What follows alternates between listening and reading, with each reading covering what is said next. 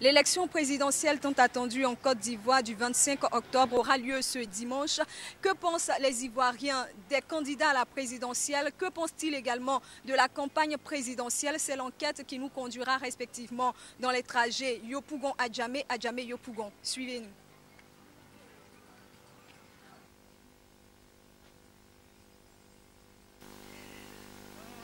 Bonjour monsieur. Est-ce que vous avez suivi la campagne électorale de très près, présidentielle? Bon, de très près, ça sera un peu divagué parce que pas trop sincèrement. Mais est-ce que vous connaissez quand même les différents candidats? Bon, je me vertu à les connaître quand même, à part les grosses têtes, ceux que tout le monde connaît, bon, les autres là, bon, je ne m'intéresse pas trop. Est-ce qu'il y en a un qui vous a plu par son programme de gouvernement? À vrai dire, je n'ai pas encore regardé même un candidat. Leur émission face aux électeurs, là, je n'ai même pas encore assisté à un. Donc, je ne peux rien dire sur leur programme de gouvernement. Mais vous êtes un électeur quand même? Oui. Un potentiel électeur, mais malheureusement. Est-ce que vous iriez voter le 25? Vous voulez que je vous dise la vérité? Oui, la vérité. D'accord, je n'irai pas voter. Pourquoi? Parce que ce jour-là, j'ai des choses à faire. Bonjour monsieur, merci de me faire de la place. Voilà, que pensez-vous de l'atmosphère, l'ambiance qui a prévalu pendant cette campagne? Moi je crois que les campagnes de cette année-là ne sont pas comme celles des années antérieures. Je veux dire la campagne de 2010. La différence c'est quoi exactement? C'est qu'au niveau de Yopougon ici, nous sommes de Yopougon. Voilà. Au niveau de Yopougon ici, il n'y a pas d'ambiance comme en 2010. Et est-ce que vous avez déjà suivi les différents candidats, suivi l'exposé de leur programme de société? Que pensez-vous d'eux? Bon, suivre en direct, non. Mais en rediffusion, oui. Voilà.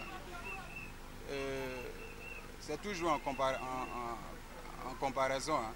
Voilà, pour répondre à vos différentes préoccupations. Il faut mettre en rapport cette campagne-là et puis la campagne des années antérieures.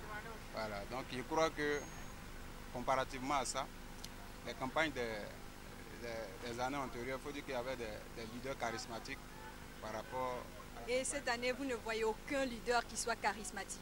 Si, je vois des leaders qui sont charismatiques, mais pas purement dans le domaine de la politique. Dans quel domaine? Dans d'autres domaines.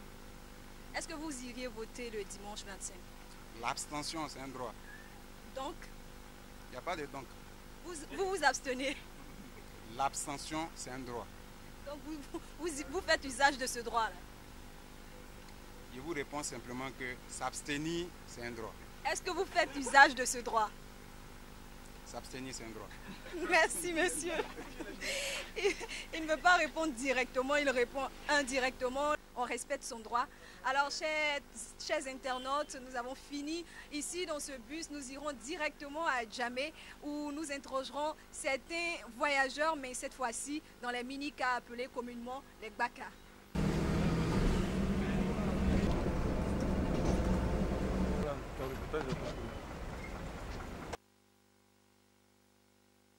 Vous l'avez constaté, nous sommes à Djamé et nous nous rendrons tout à l'heure à bord d'un Gbaka, un transport utilisé par les Abidjanais à Yopougon pour en savoir plus sur la campagne auprès des Ivoiriens.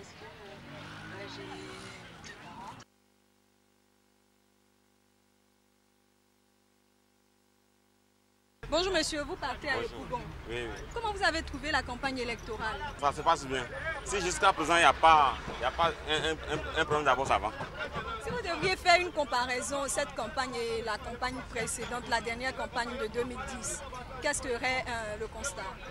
Non, pour cette année, ça se passe dans le calme par rapport à l'an 2010. Là. En 2010, il y avait beaucoup de choses qui se passaient. Même dans la campagne, il y avait des feux partout. Mais cette année, on n'a pas encore entendu tout cela d'abord. Donc, c'est que ça va. Est-ce que vous avez eu l'occasion d'écouter les différents candidats à la présidentielle? Oui, j'écoute souvent.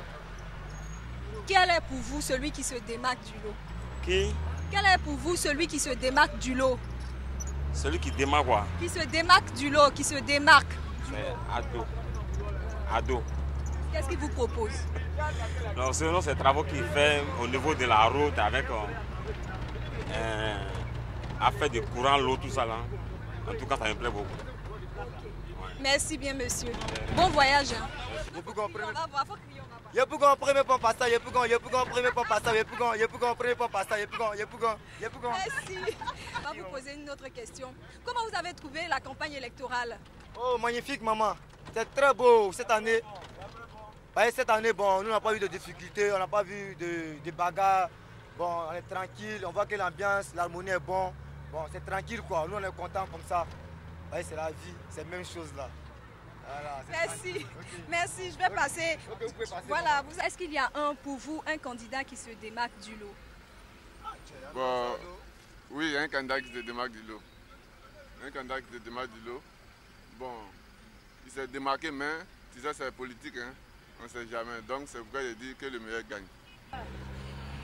Que le meilleur gagne, c'est aussi ce que nous souhaitons à tous les candidats à la présidentielle. C'est ici que prend fin notre parcours. Merci et à très bientôt.